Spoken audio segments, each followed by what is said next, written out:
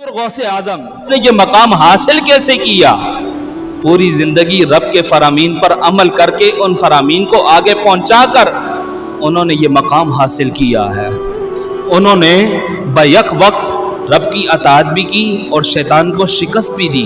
गौसे आदम शेख अब्दुल कादिर जिलानी अलैहि रहमा की ज़िंदगी का एक वाक़या है। फरमाते हैं कि एक मर्तबा आप जंगल के रास्ते चले हैं, चलते चलते आपको प्यास महसूस हुई, शदीद गर्मी है। जब आपको प्यास महसूस हुई तो उसी वक्त आसमान के ऊपर एक बादल रूनुमा हुआ, एक बादल आया। उस बादल के अंदर से पानी के कतरे गिरे और आपने उसे नोश फरमाया, आपकी प्यास बुझ गई। प्यास के बुझने के बाद उसी बादल में से एक आवाज़ आई, ए अब्दुल कादिर, मैं तुम्हारा रब हूँ, तुमने जो इबादत की है, मैंने जो है तुम्हारी तमाम इबादत को कबूल कर लिया है।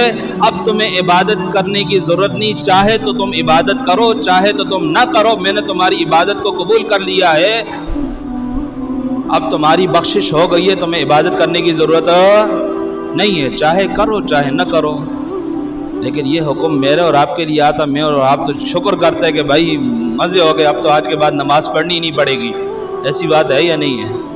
वो हुजूर गौसे आज़म थे, शेख अब्दुल कादिर जिलानी अलैहि रहमा थे। आपने फरमाया कि ऐसा कैसे हो सकता है कि वो इबादत जो मेरे नबी पर माफ़ नहीं हुई। भाई सबसे ज़्यादा रब के करीब मेरे और आपके प्यारे आका हज़रत मोहम्मद मुस्तफ़ा सल्लल्लाहु अलैहि वसल्लम हैं, वो इबादत उनके ऊपर माफ़ नहीं हुई, तो मैं अब्दुल कादिर कहाँ से आ गया जिसके ऊपर रब ताला ने इबादत माफ़ कर दी, मैं बख्शा गया और मेरे ऊपर तमाम इबादत माफ़ हो गई? ऐसे कैसे हो सकता है?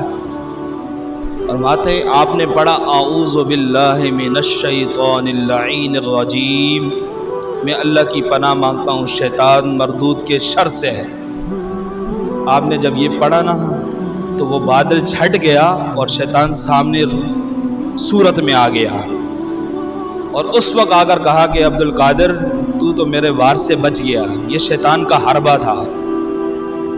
आपने फरमाया ना कि मेरे नबी पर इबादत माफ़ नहीं, फ़र्ज़ नमाज मेरे नबी पर माफ़ नहीं हुई, बल्कि मेरे नबी से रब ने फरमाया व मिनल लैली फतहज्जत बिही नाफिलतन लक, कि ए नबी मुकर्रम, रब ताला ने फरमाया मेरे नबी से कि 5 नमाजें तो आप पर फ़र्ज़ हैं, आपके लिए तहज्जुद की नमाज भी फ़ायदा मंद है, आप तहज्जुद की नमाज भी पढ़ें। 5 नमाजें तो मेरे नबी पर भी माफ़ नहीं, 6ठी नमाज भी फ़र्ज़ है, तहज्जुद की नमाज।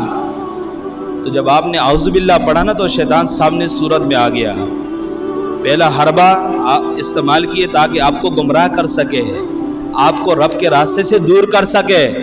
शैतान जब सामने आया ना तो आपने कहा तू शैतान था और तू मुझे गुमराह करने चला था।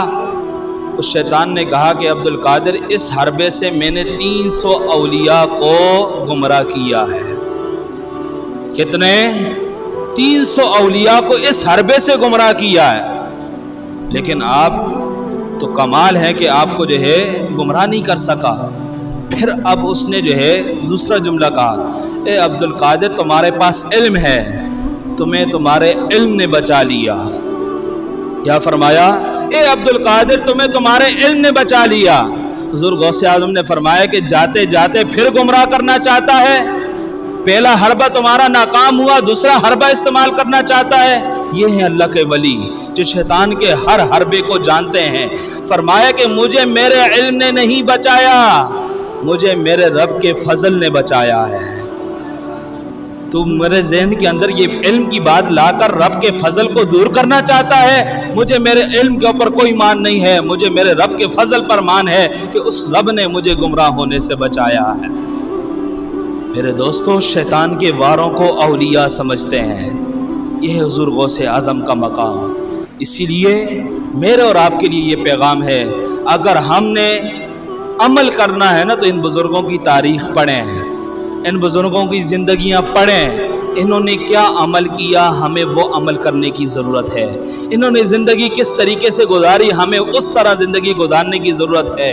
آج جس طرح مزاروں کے اوپر جو ہو رہا ہے دین کے نام پر، اولیاء سے محبت کے نام پر، یہ یاد رکھیں جو چیز شرعی ہے وہ تو شریعت کے مطابق ہے، فاتحہ کرنا، وہاں جا کر حاضری لگانا، لیکن وہاں جا کر دمال کرنا، معاذ اللہ سجدے کرنا، جھکنا، مزاروں کو چومنا، یہ سب غیر شرعی رسومات ہیں۔ اس سے مسلک حق اہل سنت کا بھی تعلق نہیں، اس سے جو ہے اس شریعت کا بھی کوئی تعلق نہیں ہے۔ میرے اعلیٰ حضرت نے تو فرمایا تھا، آپ نے فتاوی رضویہ کے اندر یہ ذکر فرمایا، جب آپ سے مزار کے اوپر حاضر ہونے کے بارے میں پوچھا تو آپ نے فرمایا کہ اگر کوئی شخص ساحے میں مزار کے پاس جا کر حاضر ہوتا ہے تو اس کے لیے ضروری ہے یہ جو ہے حاضر ہو فاتحہ پڑھنے کے لیے، اور اس کے حاضر ہونے کا طریقہ یہ ہے کہ صاحب مزار سے 4 قدم کے فاصلے پر کھڑا ہو کر فاتحہ پڑھے، کلہ شریف پڑھے اور اس بزرگ کے لیے دعا کرے اور رسالہ ثواب کرے۔ اتنی بات شریعت سے ثابت ہے، اس سے آگے بات شریعت سے ثابت نہیں ہے۔ جانا، جھکنا، سجدے کرنا، چومنا، ان چیزوں سے شریعت کا کوئی تعلق نہیں، بلکہ سجدہ کرنا تو حرام ہے، یہ شرک ہے، بلکہ رب کے ساتھ وہ بندہ شریک ٹھہرا لیتا ہے۔ اللہ تعالیٰ سے دعا ہے جو کچھ بیان کیا اس پر ہم سب کو عمل کی توفیق عطا فرمائے۔